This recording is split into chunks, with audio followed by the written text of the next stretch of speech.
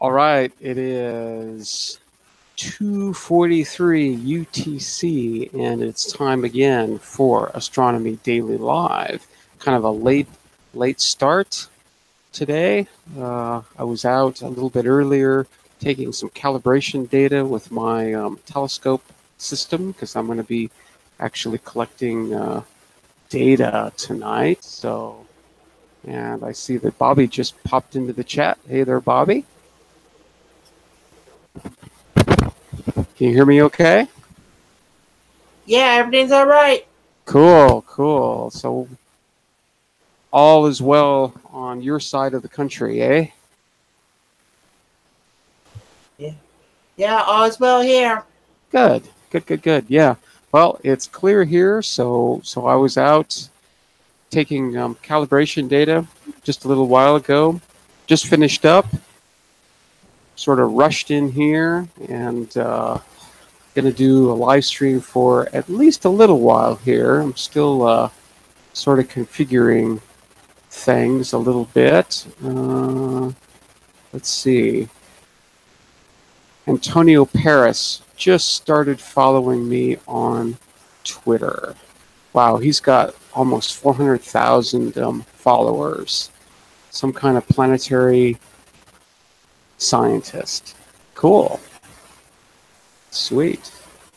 All right. So yeah, well, hope everybody's doing well. Let's see, I'm going to kill that window. I've got the chat up. Uncle Bill is already in the chat. Hey there, Uncle Bill. So cheers. What's up, Uncle Bill? Crystal is in the chat too. Hey there. Nice to see you again. Crystal. Live chat reminder. There we go. Live chat. Thanks, Uncle Bill. So yeah, so come on in, friends. We're going to gather in this little circle of friends here, this growing circle of friends, just to, forget about everything else for a while and focus on the universe. So, let's think astronomy for a short amount of time. This is probably going to be a shorter stream today, mainly because I'm just sort of waiting for it to get dark now. I'm going to be collecting some data in the vicinity of where's my notebook here? In the vicinity of an open cluster called NGC 7243. So that's just a cluster just a little bit north of Cygnus. What I'm trying to do is I just want to collect data in regions of the sky that have a reasonably large number of stars that are different magnitudes, right? So I want some bright ones, I want some faint ones, I want lots of different brightnesses of stars. And looking at open star clusters is sort of a good way to do that, because you're sort of guaranteed to have a lot of stars, and then hopefully, there will be a variety as well.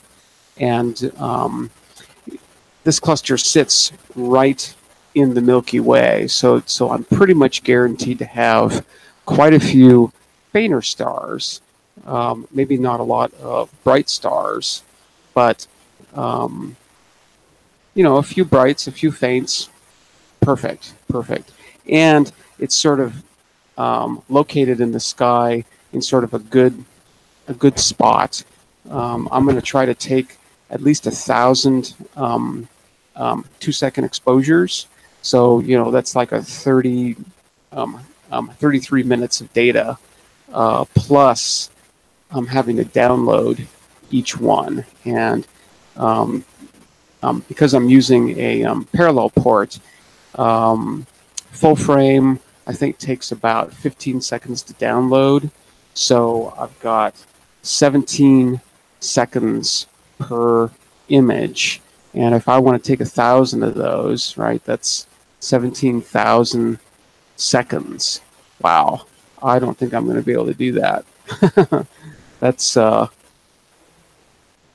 283 minutes. All right. Well, maybe I'm not going to be able to do 1,000 exposures then. Well, I'll do as many as I can. Let's see. I've grabbed my handy dandy calculator, which, I haven't mentioned this in a little while. Every good scientist has a calculator within arm's reach, right? Within arm's reach at any moment, especially when he or she is working. So let's just say... Just out of my curiosity, are you going to do at least one more live stream, or that's going to be it for tonight? This is going to be it. This is going to be it. Yeah, because when I go back out, to collect data, it's going to be black, and it's dark here, right? And there's not really going to be anything to actually see. So what I'm going to do, right? I sort of have to make sure that the field of view, the stars in the field of view of my camera stay there, right? So I have to be pretty active in making sure that the telescope continues to point towards the cluster that I'm looking at. So yeah, there really isn't going to be anything to see or to show or anything else. So yeah, that'll be it. So let's just say, right, that I want to do, that I want to observe for an hour, right? Well, 1 hour is 3,600 seconds. And if I, let's see, I'm pretty sure a full frame download, I want to say, is like 14 or 15 seconds. Let's give it 15 seconds, right? So if I have a 15-second download and a 2-second exposure, that's 17 seconds per image. So in 3,600 seconds, I'll be able to download 211 images, which, yeah, I'd like to get a few more than that, but, well, we'll see how it goes. I'm going to do, I guess, at least 200 then, at least. So, and that'll be an hour's worth. Yeah, I think, that might be about good enough. So cheers. Now, I definitely have the dihydrogen monoxide tonight, the H2O, a very energetic molecule. Will definitely keep me awake while I'm out there. But one of the cool things about what I'm doing, because it's so active, is that I can sit under the night sky. It's going to be a beautiful night. It's nice and dark. Moon's going to be coming up, not a problem. So it's not going to be dark for long. But yeah, I think it'll be a good night. It looks like it's going to be clear. Let's see. I'm going to start up my live stream on my smartphone here. There it is. Just so I can monitor. I'm going to mute that if I can. There we go. Okay, cool. So, well, welcome everybody. Come on in. Is everybody in? All right. I'm going to look at the chat really quick. Hey there, Tom. Nice to see you there. Nice to see you. Yep, scope is calibrated, primed, and ready. And yeah, I'm just waiting for it to get dark now. So, that's all And I mean, technically, I don't even have to do that, but I will. You know, I mean, the purist in me is like, you know, make sure that you've got as dark of a sky as you can possibly get. So that's exactly what I'm doing. So, cheers.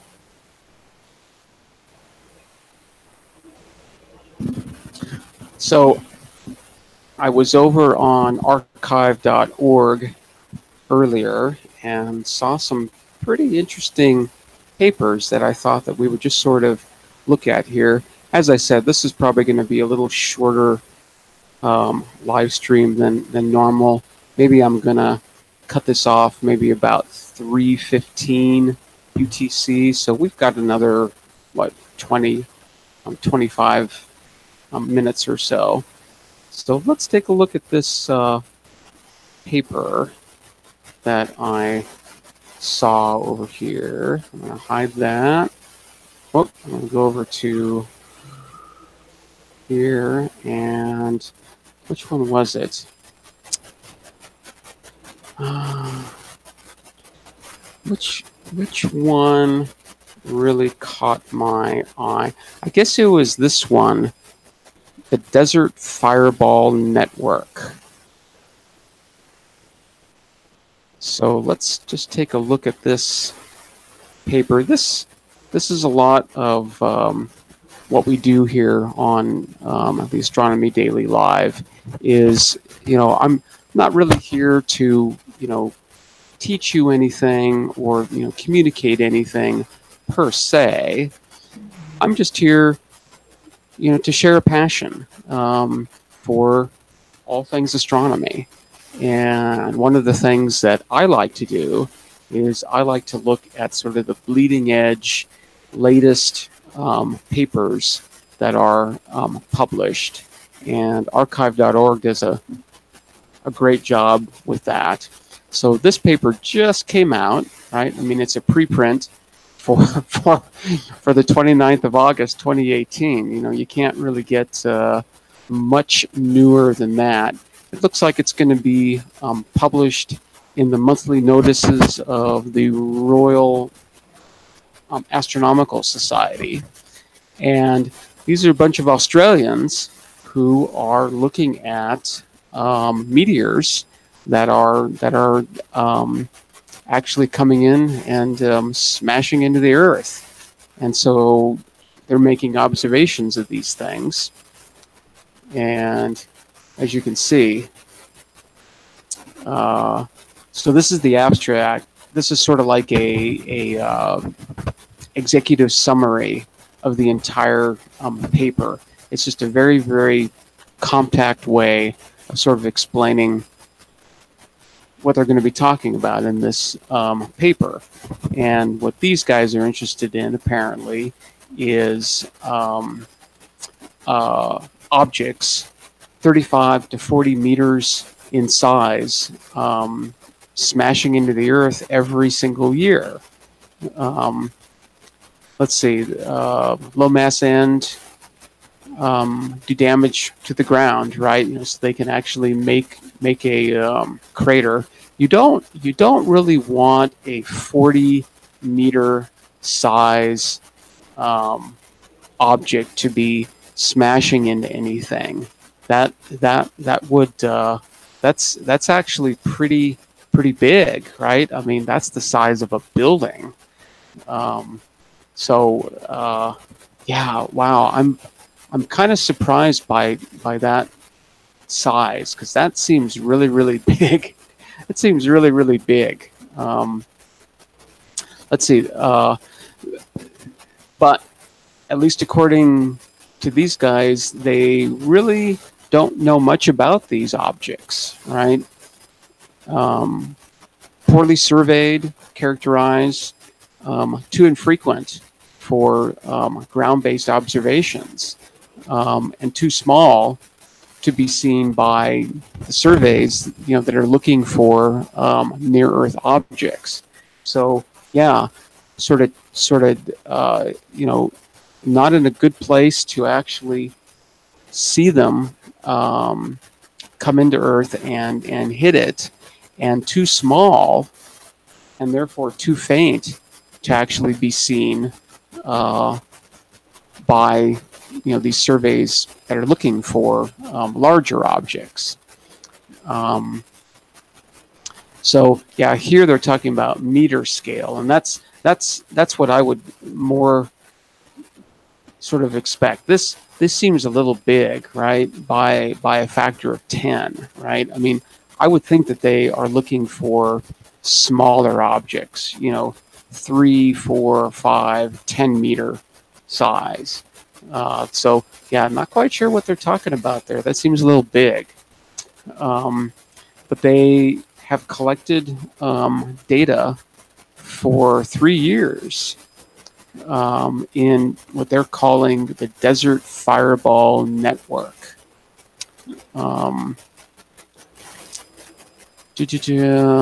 Okay, so although the orbital sensors have the advantage of using the entire planet as a collecting area, there are several serious problems with the accuracy of the data.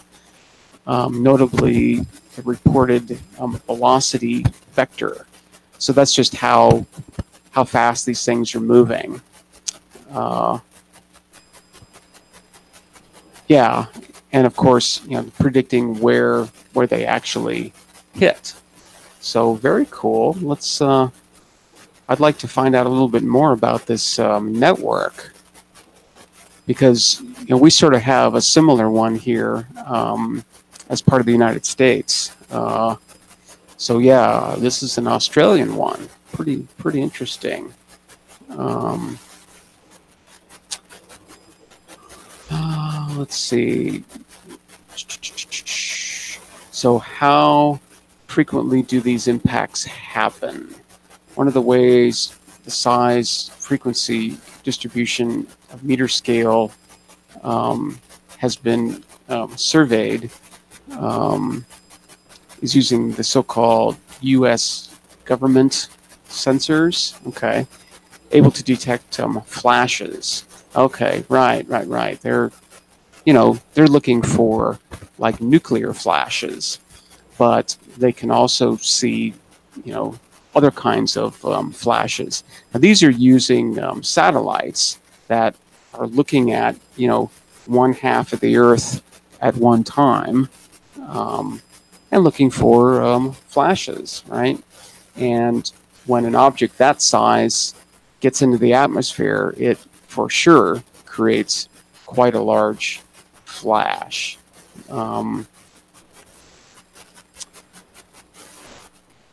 But it sort of looks like what they're saying here is that the smaller ones, they can't see. The flash isn't quite bright enough.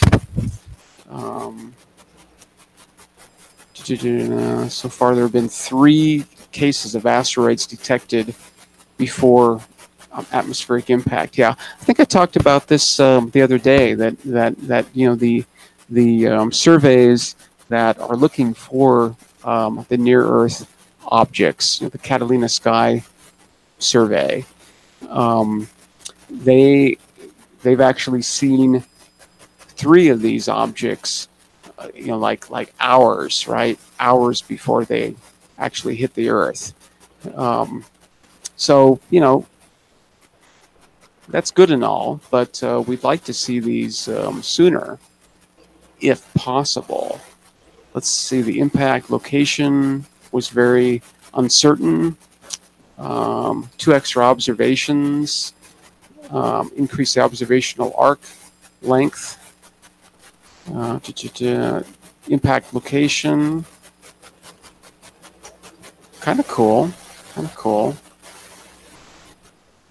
So yeah, I would say these are pretty dangerous impacts for sure.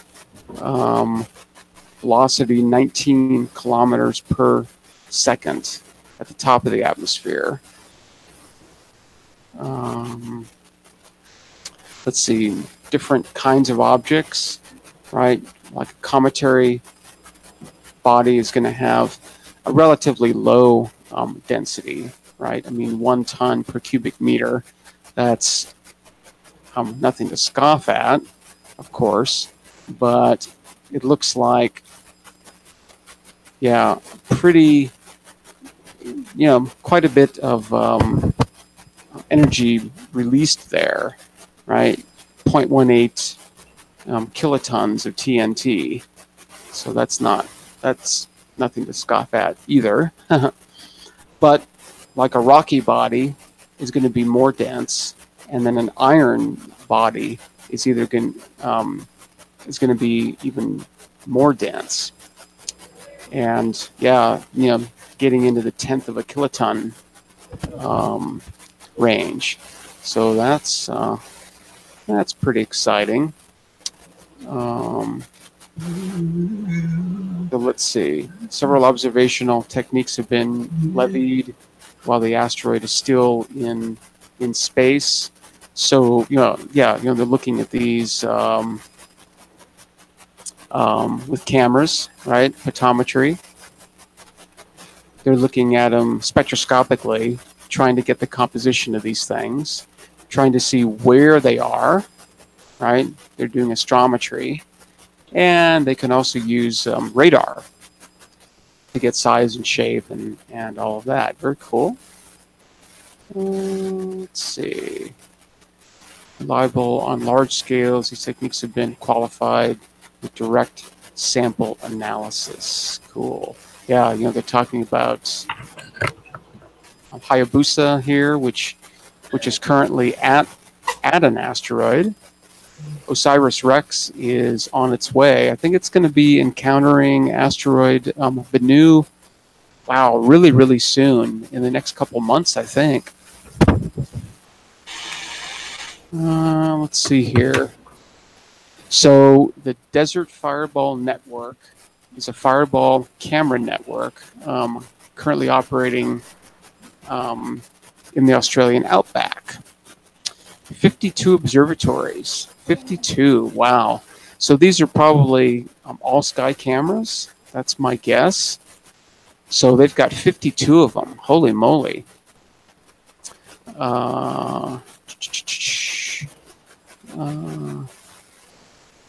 So they're covering over 3 million square kilometers.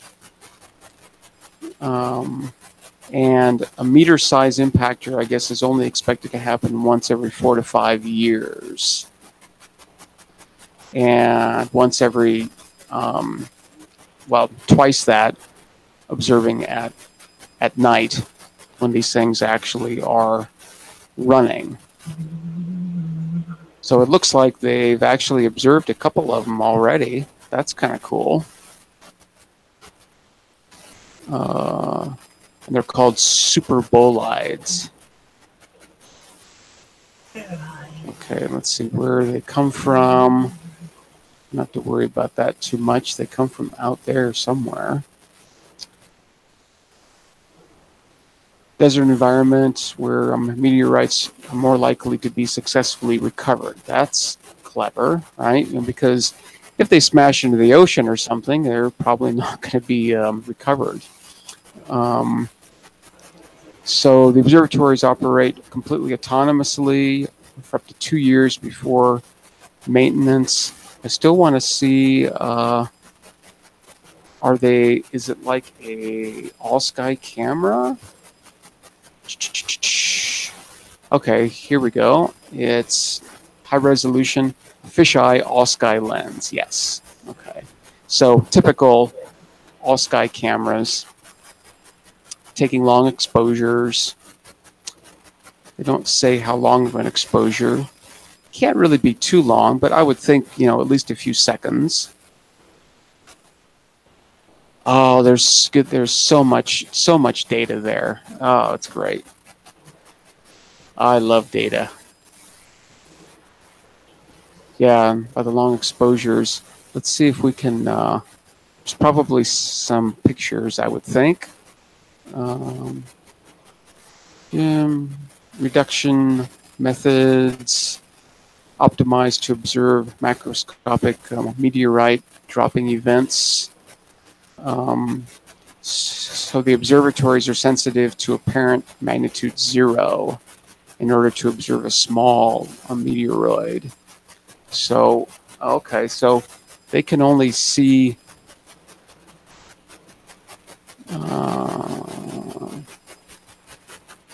Okay. I'm not quite sure what that means. They're sensitive to apparent magnitude 0. That's really, really bright.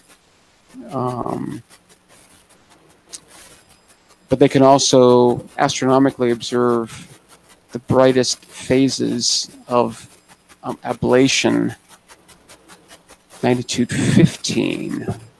Okay. I'm not quite sure I follow that, because magnitude 15 is significantly fainter than magnitude 0. But if they're only sensitive to magnitude 0, how can they see a 15th magnitude object? Not quite sure about that one. So if two or more of these all-sky cameras see the same event, then they can triangulate using parallax, right? They can look at the background stars, and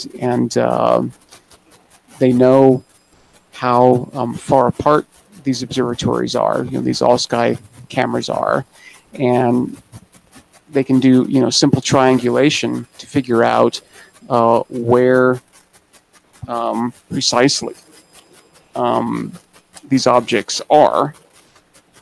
And from that, they can compute a path, and from that, they can sort of extend that back out into space and see where they're coming from.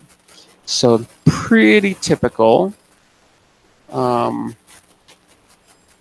so if it gets really, really bright, then they can't see it anymore, right? They'll saturate.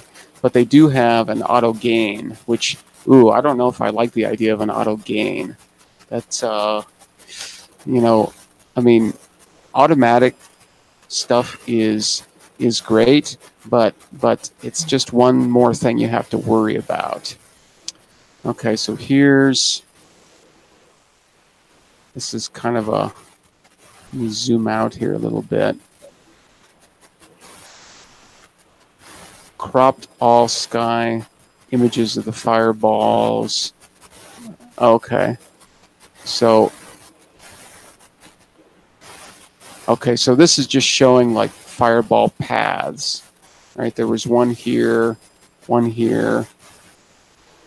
I don't know what that is, but I guess this is where at least some of the 52 observatories are, right? Kind of interesting. It's kind of a confusing map, at least to me. I'd like to see where the locations of all these are. Okay, so it sort of looks like they're just going to report on some observations. So they had a bright one on January 2nd, 2015, and pretty precise timing, right? Down to 1,000th of a second. That's pretty good.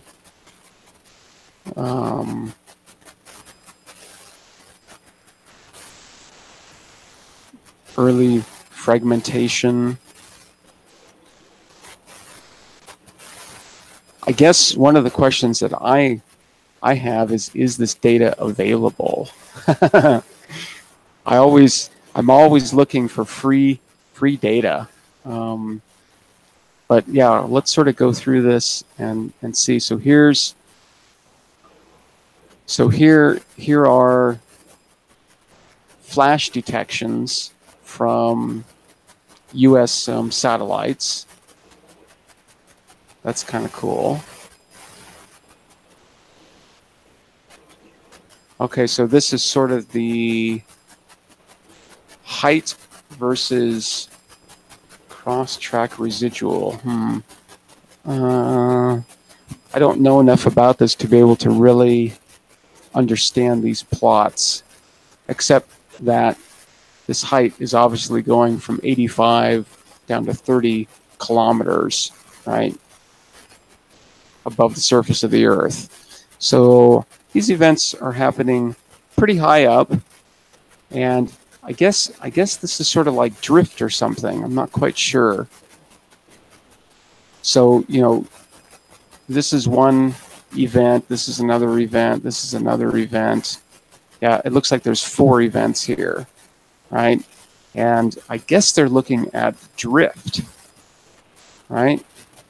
So as it comes in, you know, they're not always coming straight in. You know, they sort of seem to at first, and then, you know, they catch the wind or they catch the air, and then they start to drift. Interesting. Are those spectra? No, those aren't spectra. These are all sky brightness from one of the fireballs.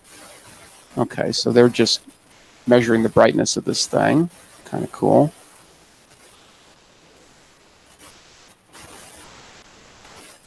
Let's see, what else they got here?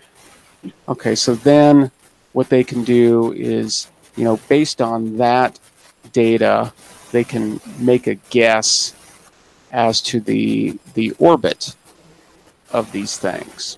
Now, you know, I've griped about this many times, and you know, I would really like to see sort of an error bar here.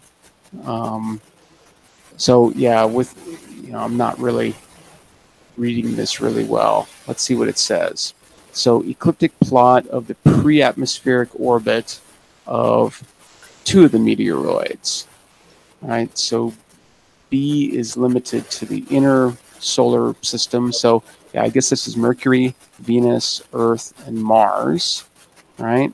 While A goes all the way out to the orbit of Uranus. Okay, right. So we're seeing Mercury, Venus, Earth, Mars, Jupiter, Saturn, Uranus. Okay, cool. So let's keep reading here. So the solid lines are orbits using this desert fireball network, these solid lines. I guess that's what this is, and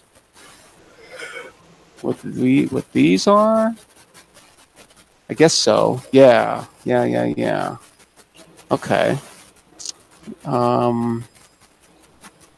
So the shades of gray in B represent the confidence region. So good. They're actually showing their error bars here, right? So they don't know their orbits really well, especially way out, right? So it's sort of blurry, right? It could be this orbit, it could be this orbit, right? But I guess as it gets closer to the Earth, right? So these stars, let's see, does it actually say that? It doesn't say that, but I'm just going to make a wild assumption that this is where this object smashed into the Earth, and this is where this object smashed into the Earth. And based on that, they can sort of guess an orbit. And as you can see, you know, near the Earth, they can guess pretty good. But when it's far away, like that, right, it's a little more uncertain. So this actually looks like it goes near the orbit of Mars, right?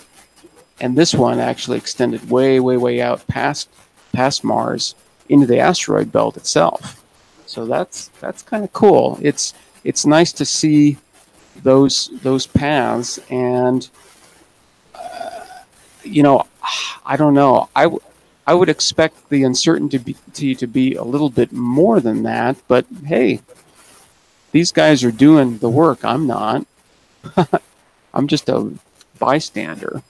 So here are the orbital elements for those 2 objects before they hit the Earth. So inclination and all the other pieces of information there. I forget exactly. This is semi-major axis.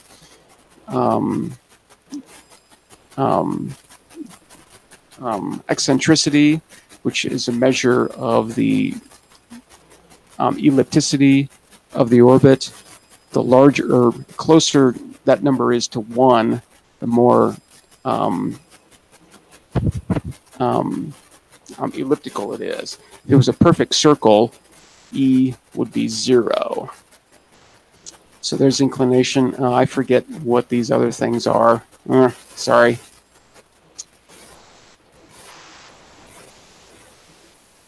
So here again is this height versus cross track thing. Kind of cool. Looks like their sampling time isn't incredibly fast, but you have to remember that these events last for maybe a few seconds. So to have that many data points, that's pretty good. That's pretty good. There's 52 of these all sky cameras around. I think that's fantastic. So there's another brightness. Yeah, see, so relative time, right? This whole event lasted, what, 4 seconds or so? And you can see how it, varies in brightness, right? It got really bright, and then it dimmed a little bit, then it got really bright, dim, really bright. So yeah, it's almost as if it's sort of, skipping through the atmosphere, getting bright and dim, bright and dim, bright and dim, and then all of a sudden just vroom, like that. Kind of cool. Kind of cool. More tables. So they've done a pretty thorough analysis of these guys.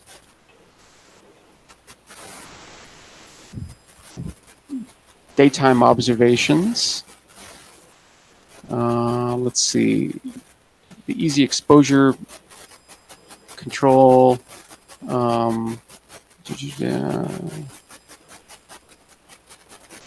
Okay. So let's see. This work investigates near-Earth objects impacting the meter scale size range.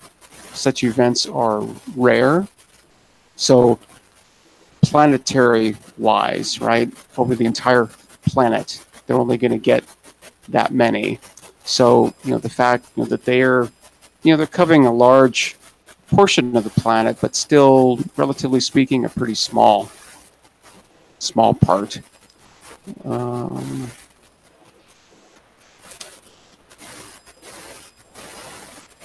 Cool.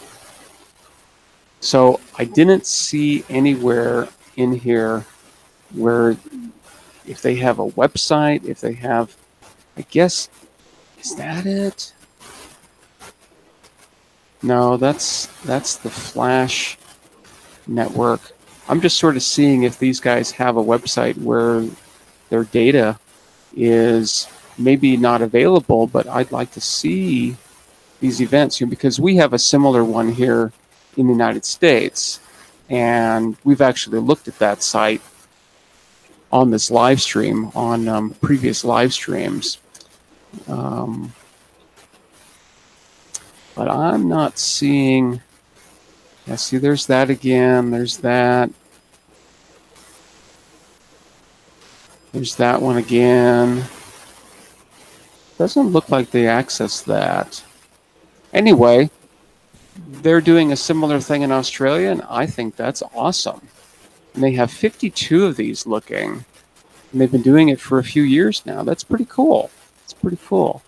I'm going to stop sharing. I'm going to look at my chat, and actually, I'm probably gonna call this a little bit short here. Hey there, Tony. Nice to see you in the chat. Sorry I didn't see you before, but hey, nice to see you now, at least. Yeah, this is going to sort of be a shorter live stream than normal. We started a little bit late, and we're going to end a little bit short here because I'm going to get out under my nice dark clear sky and collect some science data tonight. I've taken all the calibration data already. So now it's adequately dark. I'm going to get out of here. I'm just going to check the chat really quick. Yeah, you're way behind the chat. I am just way behind in the chat. All right, well, cool. Yeah, I'm going to look for, I'm going to see if this data is grabbable, because I'd like to see that for sure. And yeah, follow up a little bit on that too. We just sort of skim the surface here today. So, all right, well, cool. I think I'm going to get out of here, get back out onto the night sky. So I hope everybody has a great evening, a great day. If you're new and haven't subscribed yet, make sure to do that. You can smash the notification button, thumbs up, thumbs down, whichever you prefer. Make some comments. I like to see all the comments. And yeah, I think that's it for now. I'm going to go outside and get tired. So, all right, you guys, take care, and I will see you in, wow, like 22 and a half hours. Just a little less than one spin around. So take care, everybody. Bye. Later.